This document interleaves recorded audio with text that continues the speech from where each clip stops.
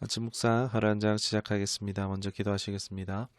하나님, 평화로운 하루를 또 허락하심에 감사합니다.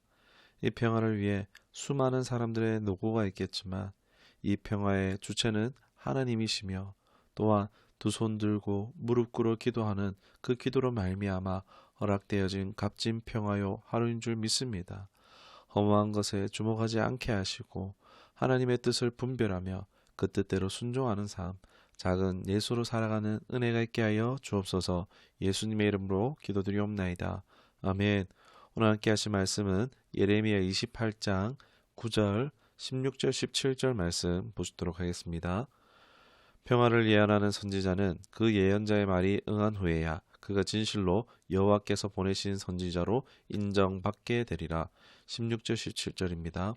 그러므로 여호와께서 이와 같이 말씀하시되 내가 너를 지면에서 제하리니 내가 여호와께 패역한 말을 하였음이라. 내가 금년에 죽으리라 하셨느니라 하더니 선지자 하냐냐가 그의 일곱째 달에 죽었더라. 아멘. 오늘 말씀의 제목은 하나님의 사람은 하나님이 보증하신다라는 제목으로 말씀 나누도록 하겠습니다. 여러분, 홍수 속에 마실 물이 없다라는 말을 들어보셨을 것입니다. 홍수가 나면 깨끗해 보이는 물도 어떻습니까? 수인성 질병을 일으키는 성분이 들어가 있어서 오염되어 쉽게 배탈 날 수가 있는 것입니다. 배탈 나면 얼마나 고통스럽습니까? 심지어 죽는 일도 있을 수 있음을 우리는 잘 알고 있습니다. 그래서 깨끗한 물인지 안심하고 마셔도 되는 물인지를 분별할 수 있어야지 자신이나 또 가족, 자녀를 지킬 수 있을 것입니다. 오늘날 정보도 홍수지만 기독교 메시지도 홍수처럼 쏟아져 나오고 있습니다.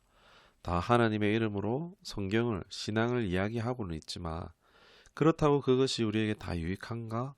그렇지 않다라는 것입니다. 보고 듣기에 괜찮은 것 같지만 오염된 물을 마시면은 탈이 나는 것처럼 우리의 영이나 생각, 가치관 또는 우리의 삶을 배탈 나는 것처럼 해롭게 할 수 있다는 것입니다. 또 어떤 메시지는 영적인 죽음을 가져다 주는 메시지도 있습니다. 참 안타까운 일이지만 표면적으로 교회라고 목회자라고 선교사라고 어느 큰 유명한 단체라고 해도 이러한 것을 우리가 안심하고 받아들일 수는 없다는 것입니다. 이 시대에 많은 사역자들이 있지만 모두가 참된 사역자는 아닙니다. 그렇기에 참된 하나님의 사람을 알아보고 분별하는 것은 개인뿐만이 아니라 가정과 공동체에 매우 중요하다고 할 수 있습니다. 더 안타까운 것은 마실 물을 구별하는 것도 쉽지 않겠지만 이 메시지를 분별하는 것에 대해서는 더욱 쉽지 않다는 것입니다. 요한일서 4장 1절에 사랑하는 자들아 영을 다 믿지 말고 오직 영들이 하나님께 속하였나 분별하라. 많은 거짓 선지자가 세상에 나왔습니다. 아멘. 하나님께서는 분별력을 주셨습니다. 이로써 우리가 진리의 길로 가며 이 거짓 유혹의 길에서 벗어나도록 말입니다. 오늘 예레미야 28장은 이 진리와 거짓 사이의 경계를 분별할 수 있는 단서를 제공하고 있습니다. 두 선지자가 등장하는데 예레미야와 하나냐입니다. 한 사람은 참된 메시지를, 한 사람은 사람들이 듣기 좋은 거짓 메시지를 전합니다. 예레미야는 나무 멍에를 메고 나타나서 바벨론의 멍에를 받아들이라고 외치며 이것이 하나님의 뜻이다라고 말하고, 하나냐는 어떻게 합니까? 예레미야가 맨 나무 멍에를 빼앗아 꺾으면서 2년 안에 바벨론 느부갓네살의 모든 멍에가 꺾어지리라라고 예언합니다. 곧 다시 예레미야에게 하나님의 메시지가 임하여서 나무 멍에 대신 쇠 멍에를 섬기게 하겠다는 말씀과 이 거짓을 예언하였던 이 하나냐가 금년에 죽으리라는 예언이 임합니다. 결국 그 말씀대로 하나냐는 그에 죽게 됩니다. 9절 말씀을 다시 보면 평화를 예언하는 선지자는 그 예언자의 말이 응한 후에야 그가 진실로 여호와께서 보내신 선지자로 인정받게 되리라. 응한 후에야 인정받게 되리라. 함과 같이 예레미야의 예언이 참으로 응답되므로 그가 참 하나님이 보내신 선지자임을 하나님께서 보증하심을 볼 수가 있습니다. 그렇습니다. 참 하나님의 사람은 하나님께서 보증하십니다. 예수님께서도 요한복음 5장 36절에 보면은 내게는 요한의 증거보다 더 큰 증거가 있으니 아버지께서 내게 주사 이루게 하시는 역사, 곧 내가 하는 그 역사가 아버지께서 나를 보내신 것을 나를 위하여 증언하시는 것이요. 하나님께서 예수님을 증언하신 것입니다. 근데 반대로 거짓 선지자는 어떻습니까? 신명기 18장 22절에 만일 선지자가 있어 여호와의 이름으로 말한 일에 증험도 없고 성취함도 없으면 이는 여호와께서 말씀하신 것이 아니요 그 선지자가 제 마음대로 한 말이니 너는 그를 두려워하지 말지니라. 아멘. 그의 말에 하나님이 보증해 주시지 않았습니다.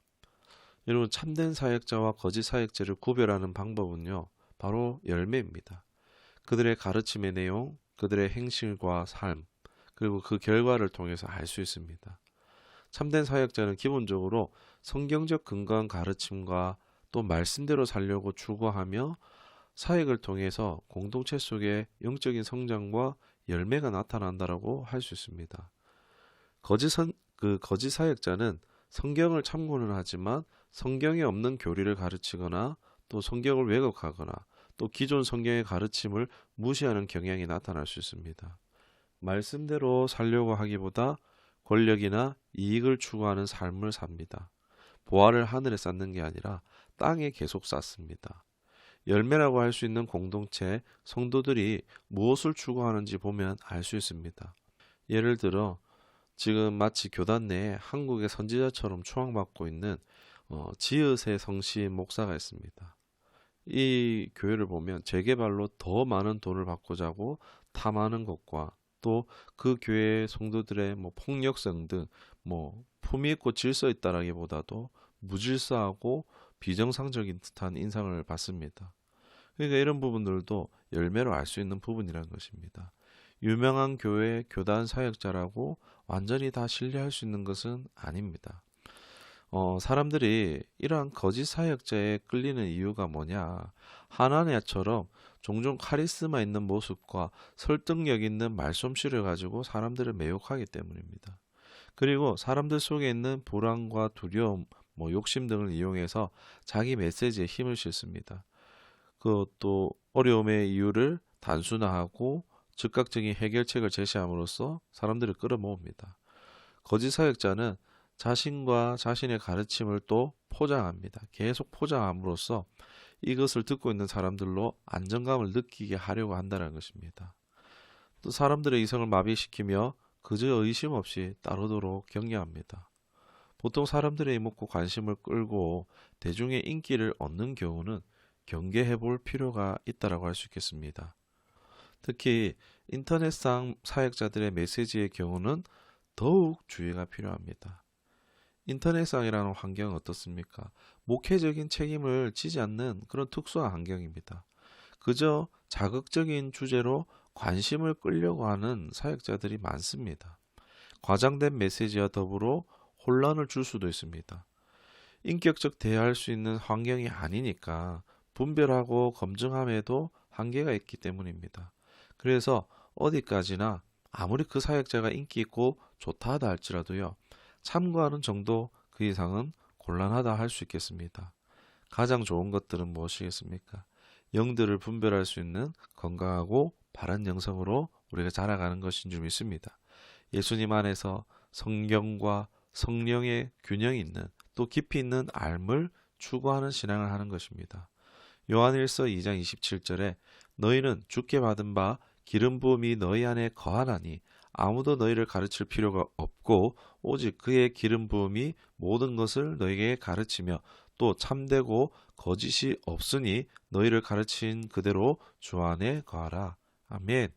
우리 모두가 잘 분별하는 건강한 영상을 가짐으로 말미암아 우리의 신앙과 삶, 하나님과 동행하며 누림이 있는 복된 삶들이 되시기를 주님의 이름으로 축원합니다. 말씀을 생각하시며 기도하겠습니다. 하나님, 열매를 보아 안다 하셨습니다. 당장 눈에 보기에 듣기 좋은 선택들보다 영들을 분별할 수 있는 우리가 되기를 원합니다.